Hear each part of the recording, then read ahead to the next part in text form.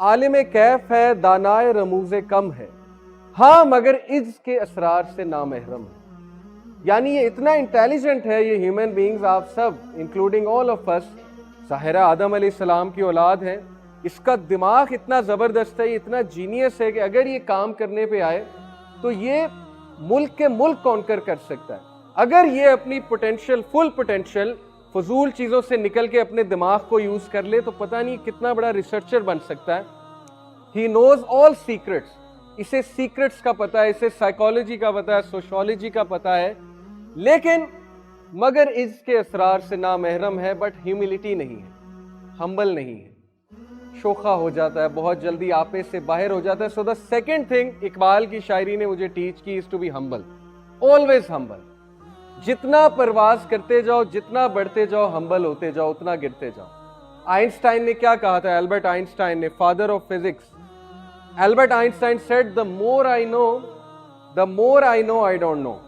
जितना मुझे पता लगता जाता है उतना मुझे पता लगता है मुझे कुछ नहीं पता। हमारी एरोगेंस का हाल ये है कि हम थोड़ी सी साइंस पढ़ के, थोड़े से डिबेटिंग में जाके कुछ दो चार अल्फाज सीखे, क्योंकि मैं डिबेटिंग सोसाइटी में रह चुका हूँ, हम ये समझते हैं हमें सब कुछ पता लग गया, हम हर चीज पे बात कर सकते हैं, हम हर इशू को डिस्कस कर सकते हैं। हमसे इकोनॉमिक्स डिस्कस करा लो, पॉलिटिक्स डिस्कस करा लो, सोशल अफेयर्स डिस्कस करा लो, हम हर चीज के एक्सपर्ट्स हैं।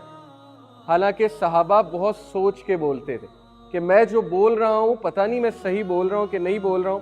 दैट डजंट मीन आप बात ना करें, आप बात बिल्कुल करें, लेकिन प्लीज देख लें आपके पास नॉलेज कितना है। और always stay humble, always stay humble.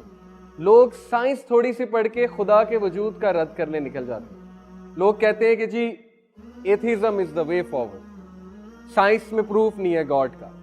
हालांकि मैं आपको एक साइंटिस्ट का कोट सुनाता हूं, फ्रेडरिक उसका पहला नाम है, सेकंड नाम मेरे जहन से निकल गया, जर्मन फिजिसिस्ट था। He said science is like a glass of water, science पानी के ग्लास की तरह है। ऊपर की सतह पे आपको एथिज्म मिलेगा, लेकिन जैसे जैसे आप डुबकी लगाते जाएंगे तो God is waiting for you at the end of the glass. तो गॉड आपका इंतजार कर रहा है ग्लास के एंड पे। इसलिए ऑलवेज रिमेन हम्बल।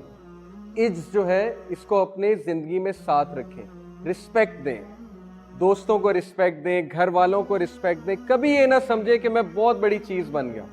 आपको पता है रसूलुल्लाह सल्लल्लाहु अलैहि वसल्लम को अल्लाह ताला ने कुरान में बकायदा कुछ जगह पे रेप्रीमेंट किया है। रेप्रीमेंट से मुराद है कि टोका है, समझाया है।